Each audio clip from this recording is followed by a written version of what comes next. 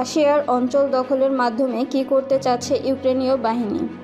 দিন কয়েক আগের এক সকাল, রাশিয়ার ইউক্রেনের দখল করা একটি এলাকায় গাড়িতে চড়ে বসেন 3 জন। তারা ইউক্রেন বাহিনীর বিশেষ একটি দলের সদস্য। ওই গাড়ির পেছনে কাঁচ ভাঙা। এর আগের দিনই রাশিয়ার ড্রোন থেকে ফেলা বোমার আঘাতে ওই হাল হয় গাড়িটির।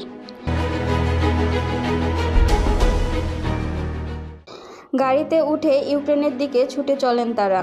6 ঘন্টা বাদেই ওই সেনাদের রাজধানী কিয়েভে পৌঁছানোর কথা। গাড়িতে তাদের সঙ্গে রয়েছে কয়েকটি বাক্সে ভরা বহুমূল্য সব নথিপত্র। শত্রুদেশ রাশিয়ার কুরস্ক অঞ্চলের সুৎজা শহর এবং পরিত্যক্ত নানা পরীক্ষার 4 দিন অভিযান চালিয়ে জোগাড় করেছেন সেগুলো। নথিপত্রের মধ্যে রয়েছে রুশ স্বরাষ্ট্র মন্ত্রণালয় ও সামরিক বাহিনীর গুরুত্বপূর্ণ কাগজপত্র। কুরস্ক অঞ্চলে 4 সপ্তাহ ধরে অভিযান চালিয়েছে ইউক্রেন বাহিনী। দখল করে নিয়েছে একটি বড় অংশ। এ অভিযান মস্কোকে একটি অপ্রত্যাশিত চ্যালেঞ্জের মুখে ফেলেছে। ইউক্রেনের দখল করা অঞ্চলগুলোয় বিভিন্ন প্রশাসনিক ভবন থেকে রুশ পতাকা নামিয়ে নেওয়া হচ্ছে।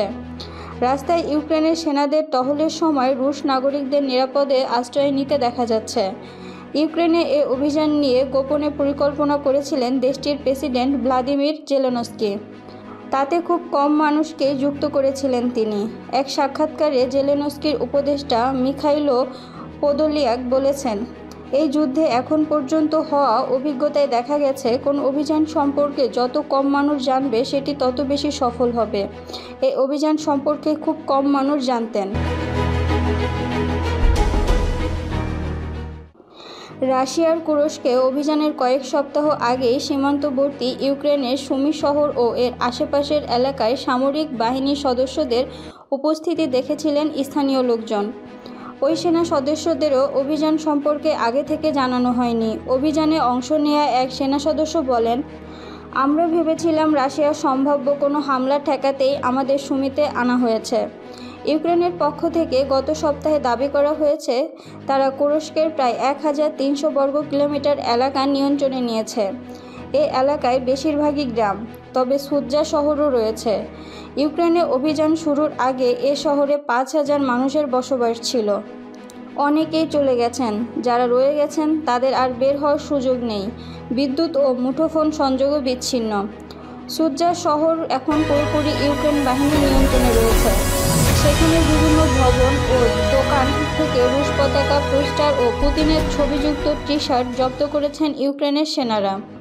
তাদের একজন হাসতে হাসতে বলেন, এখানের বাসিন্দাদের বলেছি, আমরা কুরস্ক শহর দখল করেছি এবং মস্কোর দিকে এগোচ্ছি। আপনাদের ইউক্রেনীয় ভাষা শেখার সময় এসেছে। আপাতত রাশিয়ার ইউক্রেনের অভিযান থেমে রয়েছে। প্রতিপক্ষের হাত থেকে নিজেদের ভূখণ্ড এখনও ফিরিয়ে আনতে পারেনি রুশ বাহিনী। কিয়েভ জানিয়েছে তাদের দখলে থাকা রুশ অঞ্চল ইউক্রেনের সঙ্গে যুক্ত করার কোনো ইচ্ছে নেই, তবে এ অঞ্চলের নিয়ন্ত্রণ তাদের হাতে থাকবে। জেলেনস্কির উপদেষ্টা মিখাইলো পোদোলিয়াক বলেন, আমরা রাশিয়ার নই। এই অঞ্চলগুলো নিজেদের সঙ্গে যুক্ত করতে আমাদের সংবিধান পুনর্লিখন চায় না। আমাদের কাজ হলো রুশ কামানসহ হামলার কাজে ব্যবহৃত সামরিক সরঞ্জামগুলো আরও পিছু হটিয়ে দেয়া। এছাড়া রাশিয়ার অস্ত্রাগার ও সামরিক অবকাঠামোগুলো ধ্বংস করা। রাশিয়ার নাগরিকদের জনমতের ওপরও প্রভাব ফেলতে চাই আমরা। কিয়েভের অনেকে এটাও মনে করেন যে ইউক্রেন যুদ্ধ নিয়ে আলোচনায় যাওয়ার জন্য মস্কোকে চাপ দেয়া এ অভিযানের আরেকটি লক্ষ্য। বিষয়টি নিয়ে জানতে চাইলে সাক্ষাৎকারে প্রথমে এড়িয়ে গিয়েছিলেন পোদোলিয়াক। তবে পরে বলেন, রাশিয়াকে আলোচনার জন্য চাপ দেওয়া যেতে পারে, তবে এর জন্য কুরস্কের মতো অভিযান লাগবে। ইউক্রেনের আরেকটি লক্ষ্য হতে পারে রুশ সেনাদের বন্দী করা, তারপর তাদের বিনিময়ে রাশিয়ার কারাগারে বন্দী থাকা হাজারো ইউক্রেনীয়দের মুক্ত করা। কিয়েভের দাবি, কুরস্ক অঞ্চল থেকে তারা প্রায় 600 রুশ সেনাকে বন্দী করেছে। সপ্তাহখানেক আগে ইউক্রেন ও রাশিয়ার মধ্যে 115 জন বন্দী বিনিময় হয়েছে।